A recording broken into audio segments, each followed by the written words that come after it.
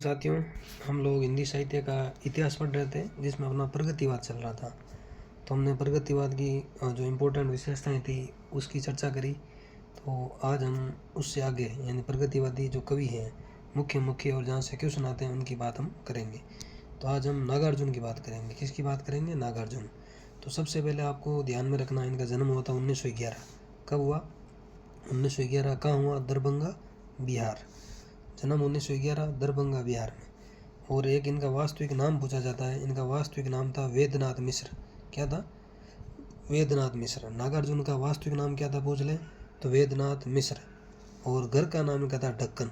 यार से ढक्कन कहते थे किनको? नागार्जुन को। तो ध्यान में रखना है, ढक्कन नाम किसका था? नागार्जुन का। और मैथिली भाषा में ये कविताएं किस नाम से लिखा करते थे? यात्री नाम से। देखो, वास्तविक नाम तो इनका वेदनाथ मिश्र था, घर का नाम ढक्कन था, और मैथिली में ये यात्री नाम से लिखा करते थे। और नागार्जुन की तुलना किससे करी जाती है? निराला से करी जाती है। और एक इनके बारे में अच्छी पंक्ति आती है कि कबीर के बाद विध्वंसकारी बन विरोधी शक्ति को खुली चुनौती देने वाले प्रगतिवादी कवि कौन थे? तो वो नागार्जुन ही थे। प्रगतिवादी कहते हैं कबीर के बाद सीधी बात कर लें तो ये कौन थे? ये अपने नागार्जुन थे। ये आपको थोड़ा स्पेशल ध्यान में रखना है। अब हम नागार्जुन के कुछ उपनाम देखेंगे जो कई बार एग्जाम में पूछे जाते हैं। एक तो इनको जनता का चारण कवि कहा जाता है। क्या कहा जाता है? जनता का चारण कवि। राजाओं का तो चारण कवि होता है, लेकिन नागार्जुन जनता के चारण कवि है। ठीक है, गरीबों के कवि है कौन? नागार्जुन। प्रगतिवाद के प्रतिनिधि कवि पूछ ले तो कौन है? नागार्जुन। ये दो आप ध्यान रखना, इंपॉर्टेंट है ना। और प्रगतिवादी काव्य आंदोलन की रीढ़ है कौन? नागार्जुन। और प्रगतिशील कविता का शलाघा पुरुष पूछ ले तो कौन है? नागार्जुन। और इन्होंने प्रगतिवाद को विस्तृत यानी बड़ी भावभूमि पर स्थापित किया। पूछ ले प्रगतिवाद को विस्तृत भावभूमि पर किसने स्थापित करा? तो नागार्जुन ने। ये आपको ध्यान में रखना है। फिर बच्चन सिंह ने इनकी कविता को नुक्कड़ कविता की संज्ञा दी। नुक्कड़ पर जो कविताएं गाई जाती है ना, वैसी संज्ञा किसने दी नागार्जुन की कविताओं को? बच्चन सिंह ने। पूछ ले नागार्जुन की कविता को नुक्कड़ कविता की संज्ञा किसने दी? तो बच्चन सिंह ने। ठीक है, कैसे भी क्वेश्चन आ जाए आपको कर लेना है। आगे देखो, नागार्जुन की कविता में क्या मिलता है? व्यंग्य मिलता है, आक्रोश की अभिव्यक्ति मिलती है, राजनीतिक विडंबना का पर्दाफाश मिलता है, जनपदीय मौसम एवं यथार्थवादी सौंदर्य की अभिव्यक्ति मिलती है। इनकी कविता की विशेषता है। क्वेश्चन आ जाए नागार्जुन के काव्य की विशेषता नहीं है, या सीधा आ जाए प्रगतिवाद की विशेषता नहीं है। कैसा भी क्वेश्चन आए, क्योंकि भाई अगर प्रगतिवाद का कोई कवि है उसकी विशेषता है तो प्रगतिवाद की विशेषता होगी ना। वैसे भी है तो प्रतिनिधि कवि है। ठीक है, तो इनकी कविता में क्या मिलता है? व्यंग्य व आक्रोश की अभिव्यक्ति मिलती है, राजनीतिक विडंबना का पर्दाफाश मिलता है, जनपदीय मौसम एवं यथार्थवादी सौंदर्य की क्या मिलती है? अभिव्यक्ति मिलती है। किसकी कविता में? नागार्जुन की कविता में। और यथार्थ प्रकृति चित्रण मिलता है किनकी कविता में? नागार्जुन की कविता में। और मानव मन की रागात्मक वृत्ति का भी चित्रण मिलता है। और शोषित वर्ग के प्रति सहानुभूति, और शोषक के प्रति क्या है? आक्रोश। यानी जो शोषित यानी पीड़ित वर्ग है उनके प्रति तो सहानुभूति है, लेकिन जो शोषक वर्ग है उसके प्रति नागार्जुन की कविता में क्या मिलता है? आक्रोश मिलता है। आगे देखो, इनकी एक रचना है पत्रहीन नग्न गाछ। वेरी वेरी इंपॉर्टेंट है, पत्रहीन नग्न गाछ, जो मैथिली भाषा में लिखी। और इस पर इनको यानी 1968 में क्या मिला? साहित्य अकादमी पुरस्कार मिला। किसे? नागार्जुन को। कौन सी रचना पर? पत्रहीन नग्न गाछ पर, जो 1968 में लिखी। और साहित्य अकादमी 1968 में मिला है ना, लिखी पहले है। और इनका मैनिफेस्टो या घोषणा पत्र क्या नागार्जुन का? कि प्रतिहिंसा ही स्थायी भाव है मेरे कवि का। ये मैनिफेस्टो है नागार्जुन का, प्रतिहिंसा ही स्थायी भाव है मेरे कवि का। आगे देखो, फिर नागार्जुन की एक पत्रिका, ये दीपक पत्रिका किसकी? जो पंजाब से निकला करती थी, ये नागार्जुन की पत्रिका है। फिर इनकी कुछ रचनाएं से पहले एक भूमिजा इनका क्या है? खंड काव्य। सीता पर लिखा इन्होंने। क्या? भूमिजा खंड काव्य। पूछ ले भूमिजा किसकी रचना है? भूमिजा खंड काव्य जो सीता है ना उस पर लिखा गया है। और एक इनकी है पाषाणी। एक रचना क्या है इनकी? पाषाणी।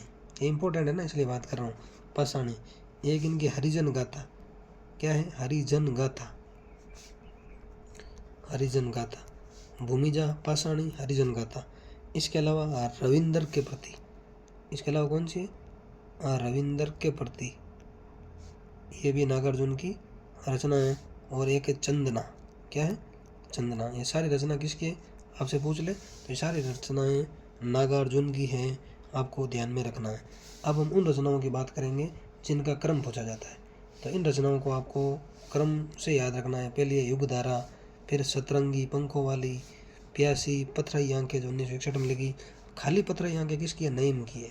देखो एक नाम की जो रचनाएं हैं, कन्फ्यूजन वाली स्थिति रहती है ना, उनको आप साथ में लिख लिया करो। मेरा तो यही रहता है शुरू से, ये कन्फ्यूजन वाली चीज़ है तो कोष्टक बना के साथ में लिख लें।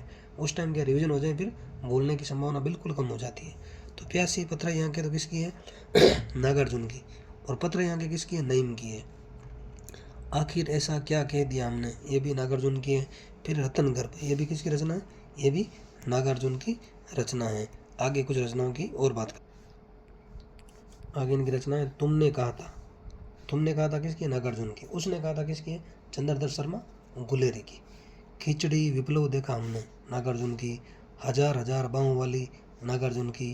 पुरानी जूतियों का कोरस, नागार्जुन की। ये सारी रचनाएं आपको ध्यान में रखनी है। फिर इनके काव्य देखो, काव्य कविता मान लो है ना, राम के प्रति। पहले क्या है इनकी? राम के प्रति। पहली कविता इनकी कौन सी है? राम के प्रति। ठीक है। और जो हमने पहले पढ़े थे वो संग्रह थे। क्या थे? संग्रह। वैसे आप रचनाओं का नाम ध्यान रख लेना, आपका वहीं से काम हो जाएगा। फिर भी अंदर से ध्यान रखो तो आपकी इच्छा है। तो राम के प्रति इनकी खड़ी बोली की पहली कविता है। ट्यूशन आ जाए। नागार्जुन की खड़ी बोली की पहली कविता कौन सी है? तो राम के प्रति। फिर दूसरी प्रेत का बयान। खाली बयान किसकी रचना बताना मुझे, कमेंट करके बताना बयान किसकी रचना है। प्रेत का बयान नागार्जुन की। दंतुरित मुस्कान, ये किसकी है? नागार्जुन की। ये 10वीं में पाठ भी लगा है, दंतुरित मुस्कान, है ना। फिर गुलाबी चूड़ियाँ, ये भी नागार्जुन की। मादा सुअर, नागार्जुन की। नेवला, नागार्जुन की। प्रति सही स्थायी भाव, ऐसी करके एक पंक्ति भी इनकी अभी हमने देखी थी, इनका मैनिफेस्टो है। ठीक है। फिर टूसे, इंपॉर्टेंट है, कई बार ये पूछ रखी है। फिर सिंदूर तिलकित बाल, ये सारी कविताएं किसकी है? नागार्जुन जी की। फिर है ओ जन जन के सजग चिते रे, ये केदारनाथ अग्रवाल पर किसने लिखी है? नागार्जुन ने रचना लिखी, ओ जन जन के सजग चिते रे। इसके अलावा अब इनकी पंक्तियाँ जो इम्पोर्टेंट हैं, कई बार पूछी जाती हैं, तो उनकी हम बात कर लेते हैं। राम राज में अब के रावण नंगा होकर नाचा है, नागार्जुन की पंक्ति है। फिर जन जन में जो ऊर्जा पर उद्गाता हूँ, जन जन में जो ऊर्जा पर उद्गाता हूँ, ये किसकी? नागार्जुन की। इम्पोर्टेंट। 5 पूत भारत माता के दुश्मन था खूंखार, किसकी है? नागार्जुन की। ठीक है। कालिदास सच सच बतलाना, इम्पोर्टेंट है, नागार्जुन की पंक्ति है। ये भी इम्पोर्टेंट है। गला है मीठा मन है तीत, रेडियो के लिए लिखते हैं गीत, ये भी किसकी है? नागार्जुन की। ये भी इम्पोर्टेंट है। पढ़ते हैं एजरा पाउंड, इलियट, बाकी सबको समझते हैं इडियट। तो ये जो मैंने हाईलाइट कर रखी है ना, यानी बोल्ड कर रखी है, ये वेरी वेरी इंपॉर्टेंट है। ठीक है। अगली पंक्ति इनकी, आओ रानी हम पाल की ढोए, फिर कई दिनों तक चुल्ला रहा चक्की रही उदास, ये भी नागार्जुन की। फिर इंदू जी क्या हुआ है आपको, ठीक है, ये भी किसकी रचना है? ये भी नागार्जुन की रचना है। और जो मैंने हाईलाइट कर रखी है वो स्पेशली इम्पोर्टेंट आपको माननी है। अब इनके अलावा कुछ पंक्तियाँ इनकी और हैं, मैंने रचनाएं बोल दी है ना, कोई नहीं, पंक्तियाँ आप समझ रहे हो ना, भाव समझो आप। एक इनकी है, मैं बोल रहा हूँ, अभी याद करना कि मनोरंजन के कई और साधन निकल जाएंगे तभी वे विचार घटेगा। ये पंक्ति अभी शायद नेट में किसी ने पूछी गई थी कि मनोरंजन के कई और साधन निकल जाएंगे तभी क्या घटेगा? वे विचार घटेगा।